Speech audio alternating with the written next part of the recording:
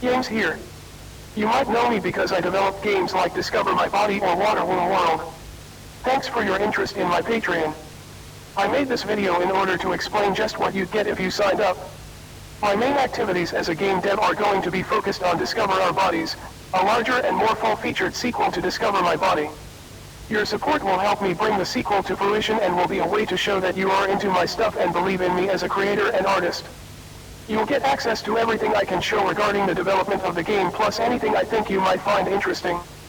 However, that is not all you will get. While doing this, I will also be putting out a series of small games for Patreon patrons. These games I call Yame Secret Games. Yame Secret Games on Patreon works like this. Folks who are patrons at the time a game releases will get a key for that game. And all Secret Yames games that follow as long as they are a patron. After a game is released, it is not available to new patrons as part of the Patreon until the next Yame Secret Games entry is released. Whenever the new game comes out, the old game is added to the back catalog of Yame Secret Games for patrons. For example, let's say patron A signs up.